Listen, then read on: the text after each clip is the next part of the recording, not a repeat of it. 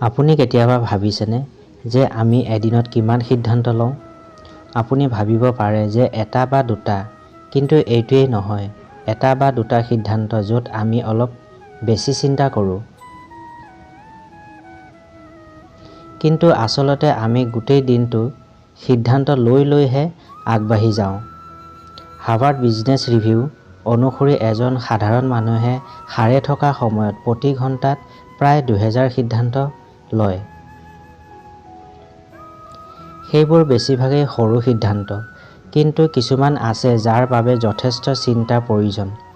এনে পৰিস্থিতিত যিকোনো মানুহে প্ৰতিবাৰেই সঠিক সিদ্ধান্ত লোৱাৰ অভ্যাস নিৰন্তৰ বিকাশ কৰাটো অতি গুৰুত্বপূৰ্ণ। বিশেষকৈ কাম কৰা কাৰ্যালয়ৰ সময়ত। বহু সময়ত কাৰ্যালয়ৰ লোকসকলৰ ক্ষতিকাৰক মানসিকতাই আপোনাৰ সিদ্ধান্ত লোৱাৰ ক্ষমতা দুৰ্বল কৰে। দৈনিক ভাস্কৰ বাতৰি কাকতত প্ৰকাশিত বাতৰি প্ৰতিবেদন হাৰ্ভাৰ্ড বিজনেছ ৰিভিউ উদ্ধৃতি দি বেয়া সিদ্ধান্ত লোৱাৰ কিছুমান কাৰণ বৰ্ণনা কৰা হৈছে।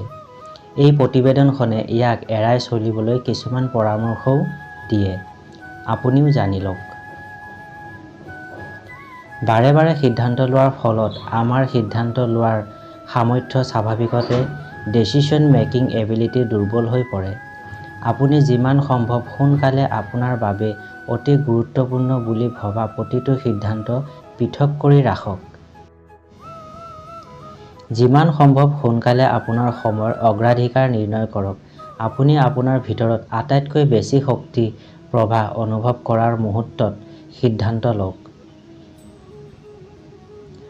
গৱেষকসকলে আঙুলিয়াই দিছে যে যেতিয়া আপুনি জ্ঞান সম্পৰ্কীয় কামবোৰত এটা সময় বা দুটা বা ততোধিক জ্ঞান সম্পৰ্কীয় কামত গুৰুত্ব দিয়ে, আপোনাৰ সিদ্ধান্ত লোৱাৰ ক্ষমতা প্ৰায় 40% হ্ৰাস হয়।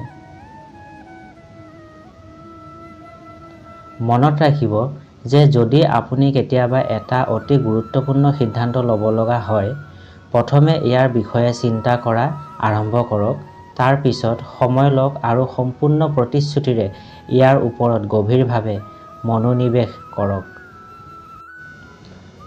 যদি আপুনি কেতিয়াবা অনুভৱ কৰে যে আপুনি সিদ্ধান্ত এটাত আৱেগিকভাৱে দুৰ্বল হ'ব পাৰে, তেনেহ'লে আপুনি সেই সময়ত যিকোনো ধৰণৰ প্ৰতিক্ৰিয়া দিয়াৰ পৰিহাৰ কৰা উচিত।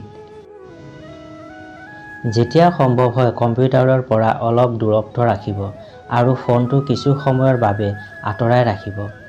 অলপ বিৰতি লওক আৰু যেতিয়া আপুনি অনুভৱ কৰে যে আপুনি এতিয়া অধিক স্পষ্টভাৱে ভাবিবলৈ সক্ষম হৈছে, আপুনি অধিক শান্ত হৈ পৰিছে, তাৰ পিছত এটা সিদ্ধান্তত উপনীত হ'ব। বহু সময়ত এনে হয় যে আমি যিমান অধিক তথ্য পাবলৈ ইচ্ছুক, সিদ্ধান্ত এটাত উপনীত হ'বলৈ আমাক সিমানেই বেছি সময় লাগে। গতিকে কেৱল আপোনাৰ কামৰ বিষয়ে আটাইতকৈ গুৰুত্বপূৰ্ণ তথ্য পোৱাৰ বিষয়ে চিন্তা কৰক। সিদ্ধান্ত লোৱাৰ বাবে এটা সময়সীমা নিৰ্ধাৰণ কৰাটো অতি গুৰুত্বপূৰ্ণ। তাৰ পিছত সেই সময়সীমা বা ডেডলাইন মনত ৰাখিব আৰু আগবাঢ়ি যাব। যিমান দূৰ সম্ভৱ ডেডলাইন ভংগ কৰিব নালাগে।